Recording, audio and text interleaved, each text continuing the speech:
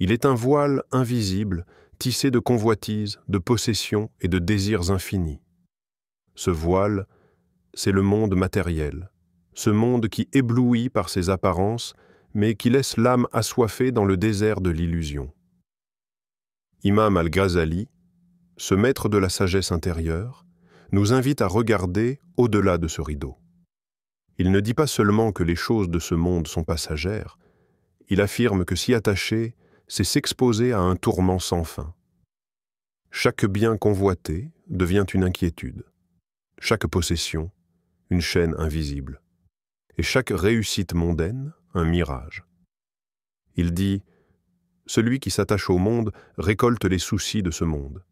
Celui qui aspire à l'au-delà goûte à l'infini. » Le cœur humain n'est pas fait pour se reposer dans l'éphémère. Il est fait pour se tourner vers l'éternel. Ce monde est une halte, non une demeure. Une traversée, non une fin.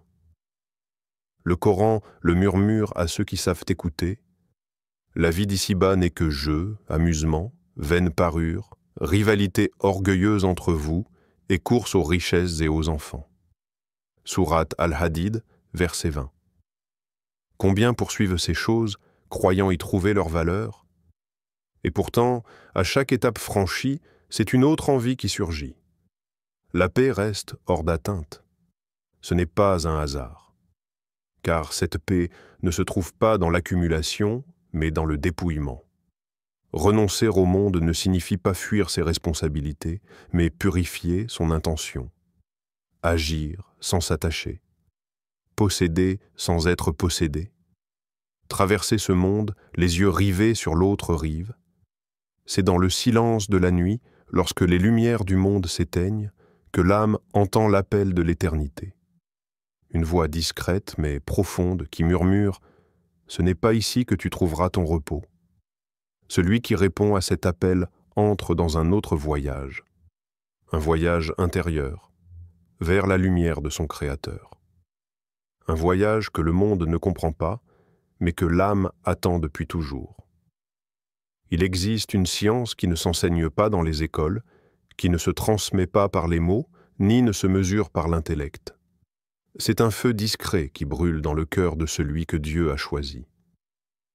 Imam al-Ghazali l'appelle al-ilm al-ladunni, le savoir venant de la présence divine, un savoir insufflé, non appris, perçu, non argumenté. Ce savoir ne vient pas frapper à la porte de la raison. Il entre par celle du cœur.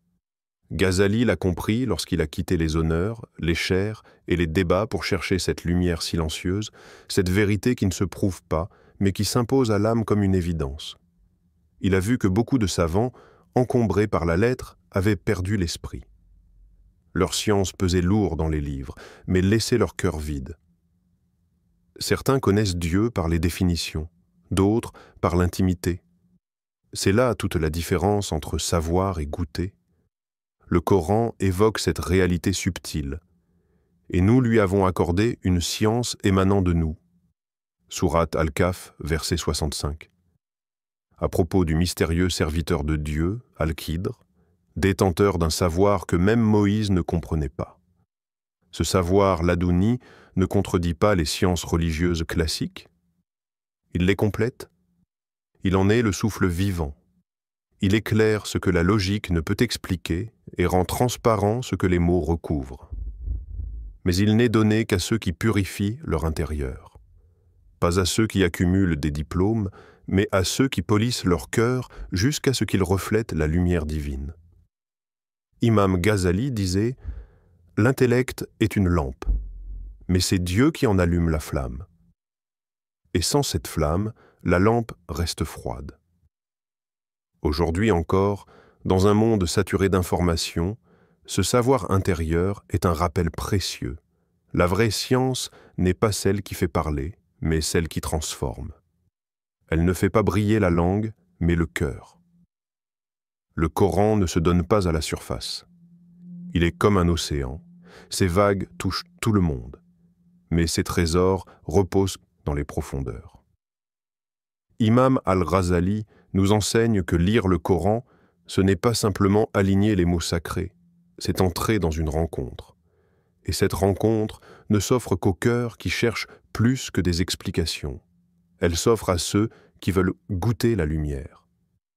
Il disait, « Les paroles d'Allah sont vivantes, mais seules des âmes éveillées peuvent les entendre vraiment. » Il ne s'agit pas seulement de connaître le contexte d'un verset, ni les règles de grammaire qui le construisent. Il s'agit d'accueillir le souffle divin derrière chaque mot, chaque silence. Le prophète lui-même a révélé que chaque verset du Coran possède un extérieur, un intérieur, une limite et un point d'élévation. Alors comment pourrions-nous prétendre saisir le livre uniquement par des lectures rigides ou des commentaires figés? Le Coran dit « Ceux-là sont les versets du livre clair. Certes, nous l'avons fait descendre, un Coran en arabe. Peut-être raisonneriez-vous » Sourate Yusuf, versets 1 à 2. Mais raisonner n'est qu'un début. Comprendre demande autre chose, la lumière du cœur. Tous les tafsirs ne touchent pas cette lumière. Certains la contournent, d'autres l'étouffent sous le poids des opinions héritées. Et pourtant, celui qui ouvre son cœur à Allah, celui-là voit dans le livre ce que les autres lisent sans le remarquer. Un verset peut changer une vie, mais seulement si l'âme est prête à l'accueillir. La vraie compréhension ne vient ni de la langue, ni des longues discussions. Elle vient d'une forme de silence intérieur, ce moment où l'ego se tait et où Dieu parle. Le vrai savant, dans la vision de Ghazali, n'est pas celui qui cite beaucoup, mais celui qui voit profondément. Il ne s'arrête pas à ce que les anciens ont dit. Il cherche ce qu'Allah veut encore révéler dans l'intimité de son cœur purifié. Le Coran n'est pas clos. Il continue de parler. Mais encore faut-il avoir l'oreille du cœur pour l'écouter. Dans l'univers des savoirs, toutes les lumières ne brillent pas avec la même intensité. Certains savoirs éclairent la main, d'autres la parole. Mais un seul savoir éclaire l'âme. Imam al-Ghazali, avec sa vision pénétrante, classe les sciences selon leur finalité ultime, conduisent-elles à Dieu ou s'en éloignent-elles? C'est là le vrai critère de noblesse. La connaissance du tawhid, c'est-à-dire l'unicité d'Allah, dépasse toutes les autres. Non parce qu'elle est plus complexe ou plus rare, mais parce qu'elle touche l'essence même de l'existence. C'est la connaissance qui fait tomber les idoles intérieures, qui brise les illusions de l'ego et qui ancre l'homme dans sa vérité. Il est serviteur et Allah est l'unique maître. Le Coran le dit avec puissance. Est-ce que celui qui était mort, puis que nous avons ramené à la vie, et à qui nous avons donné une lumière avec laquelle il marche parmi les gens, est-il semblable à celui qui est dans les ténèbres sans jamais en sortir? Sourate Al-An'am, verset 122. Ainsi en est-il du savoir véritable, il donne vie au cœur. Sans lui, on respire, on parle, on agit. Mais intérieurement, c'est la mort. Une science sans Dieu est comme un flambeau sans feu. Elle peut impressionner, mais elle ne réchauffe pas. Ghazali ne rejette pas les sciences naturelles.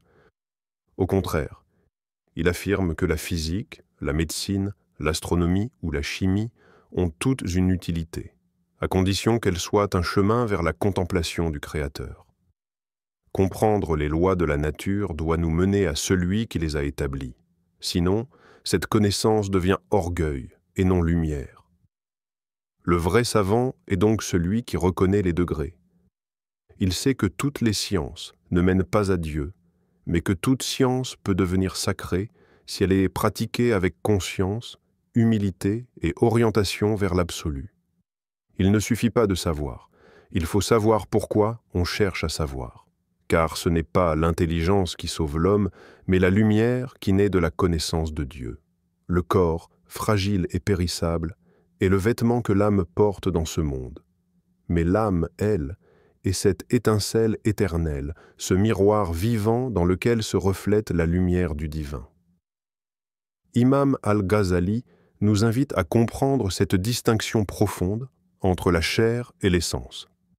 La nafs, l'âme en son état commun, est souvent agitée, troublée, comme un lac en tempête. Mais il existe une nafs mutma'inna, l'âme apaisée, sublimée, qui a trouvé son repos en Dieu. Cette âme sublime n'est pas limitée par les lois du temps ou de l'espace. Elle voit au-delà du visible, entend ce que le corps ignore. Le cœur spirituel devient alors l'organe de cette perception de l'invisible, ce lieu sacré où la connaissance divine vient se déposer comme une pluie bienfaisante. Le Coran révèle cette vérité avec une douceur infinie. Mais certes, c'est par le cœur que l'on comprend. Sourate Al-Anfal, verset 2. Et dans ce cœur purifié, la lumière de Dieu s'inscrit profondément, comme une signature éternelle. Ce n'est pas une connaissance extérieure, mais une présence intime, un souffle de vie qui transforme l'être. Le corps, lui, est un outil précieux mais temporaire, soumis aux faiblesses et aux limites. L'âme, en revanche, est la demeure du divin dans l'homme. Elle peut recevoir le savoir laduni, cette sagesse céleste insufflée directement par le Créateur. Ainsi, le chemin spirituel consiste à élever l'âme au-dessus des chaînes du corps, à purifier la nafs pour que le miroir reflète parfaitement la lumière. Chaque effort, chaque acte d'adoration, chaque instant de méditation est une étape vers cet état d'âme apaisée, en communion avec l'Éternel. L'âme humaine n'est pas une entité unique, figée dans sa nature. Imam al-Ghazali nous révèle qu'elle se déploie en 3 niveaux distincts, chacun porteur d'une réalité propre.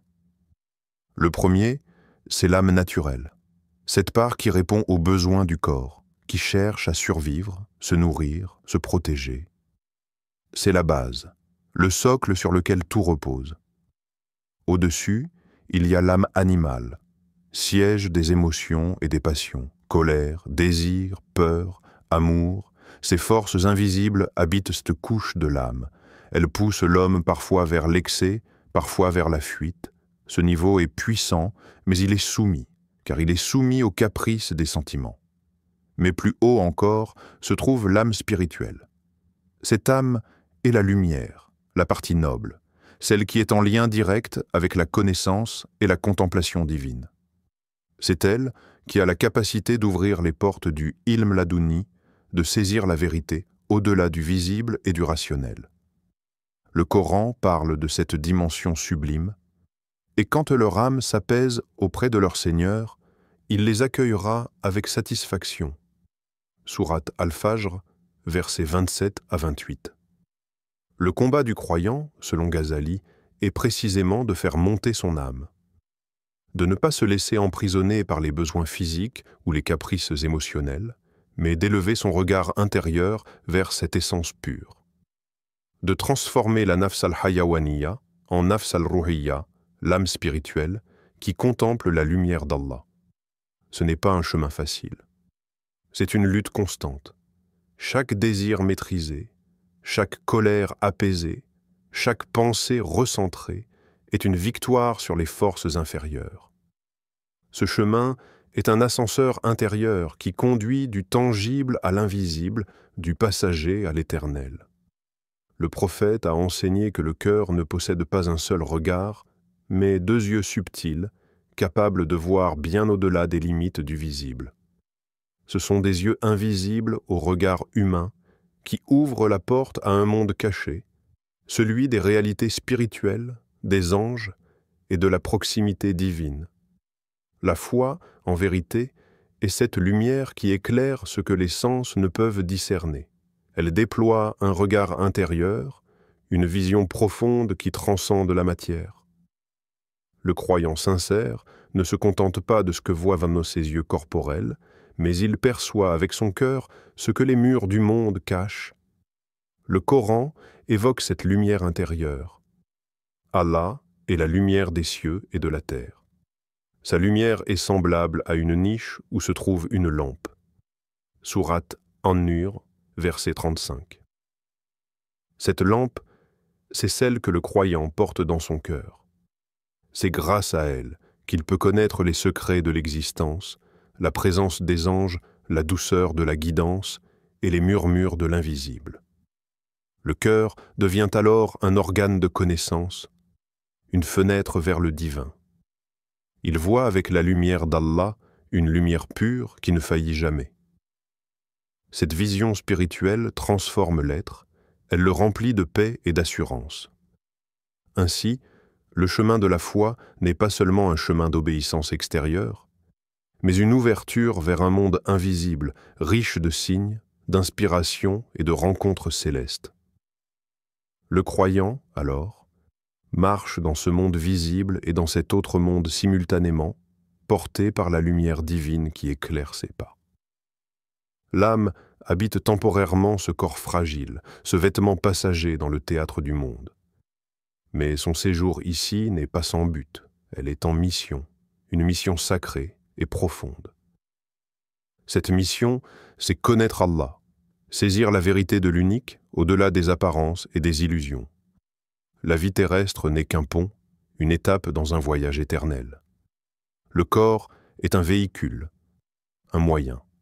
Mais la véritable destination est au-delà du visible, dans la lumière divine. Le Coran nous rappelle avec force « Ne savez-vous pas que votre âme ne restera pas éternellement dans vos corps » Sourate Al-Ankabut, verset 57, paraphrasé. Se cramponner au plaisir mondain, s'attacher aux biens matériels, c'est sceller la mort spirituelle avant la fin de la vie. C'est oublier que le corps meurt, mais que l'âme poursuit son chemin. À l'inverse, celui qui élève son âme, qui purifie son cœur, qui cherche à s'unir à la connaissance divine, trouve la paix véritable. Cette paix, elle dépasse la peur de la mort, elle est la promesse d'un repos éternel. L'âme qui connaît Allah, qui a effacé les voiles de l'ignorance, ne craint plus la séparation.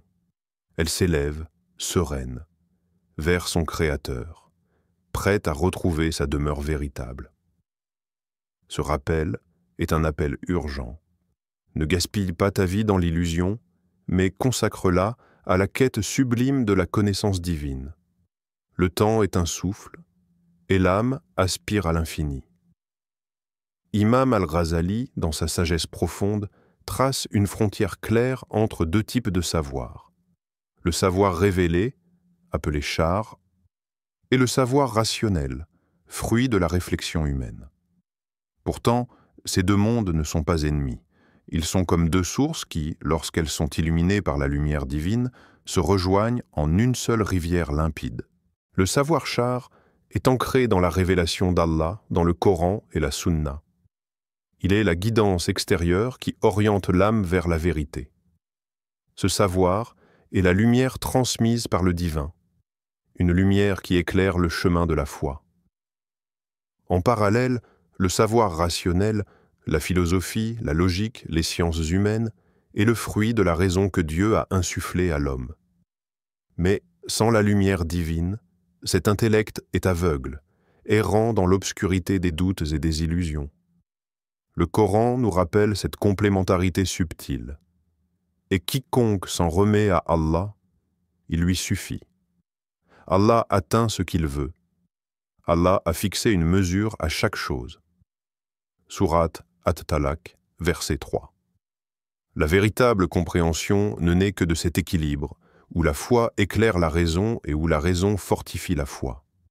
L'intellect pur, sans lumière divine, peut se perdre, tandis que la foi aveugle, sans réflexion, reste fragile, sujette aux incertitudes.